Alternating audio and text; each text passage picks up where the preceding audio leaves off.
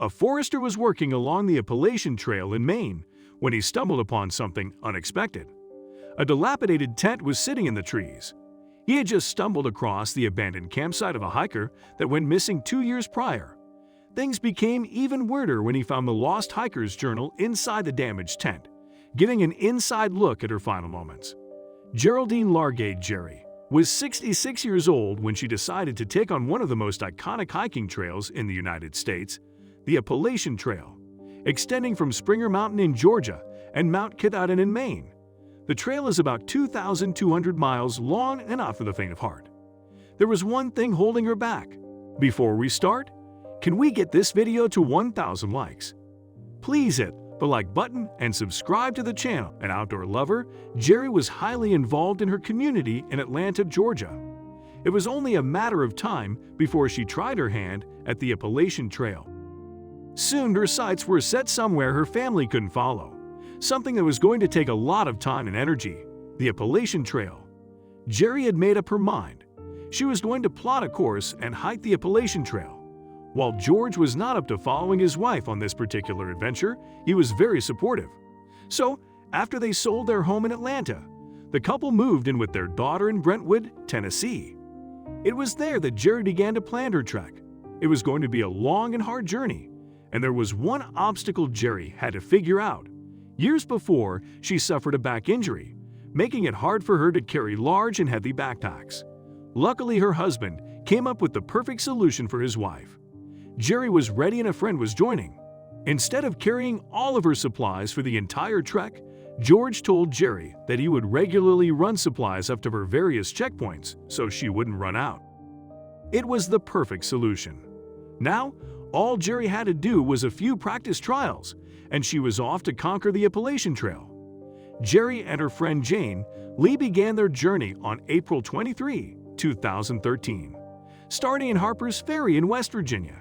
It was said that the two friends wanted to hike north to the town at Mount Katahdin. From there, they would catch a ride back to their starting point and journey the southern half of the trail down to Springer Mountain. Everything was going smoothly. Sadly, the ladies' luck took a turn for the worse. In late June, 2 months after they began their journey, Jane Lee got word about a family emergency back home.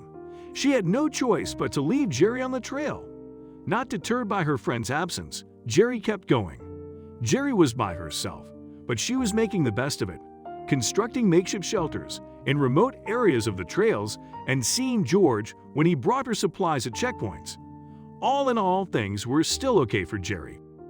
By late July, Jerry had managed to trek about 900 miles of the Appalachian Trail. At that point, she was about 200 miles away from Mount Katahdin. She was so close to completing the northern portion of the trail. Before meeting with George for supplies for those last 100 miles, Jerry had to hike through 22 miles or rough terrain. Jerry knew that the 22 miles to George were going to take at least 2 days. So she packed a tent, just in case other sleeping arrangements did not present themselves. After getting some rest, Jerry was ready to hop back on the trail. On July 22, Jerry was hiking the trail when she wandered off in the foliage to find a place to relieve herself. It did not take Jerry long to realize she was lost. Needless to say, Jerry was trying her hardest to stay calm, even though she had no idea where she was. She typed out a message to George, asking for him to contact the Appalachian Mountain Club. The text said, "In some trouble. Got off trail. Now lost. Can you call AMC to see if a trail maintainer can help me? I'm somewhere north of Woods Road."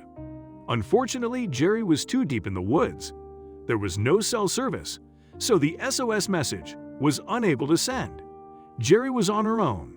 When she noticed the message was not sending, Jerry searched for higher ground, hoping there would be cell phone service there.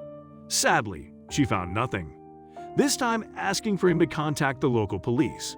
Off the trail, George was waiting for his wife at their designated checkpoint.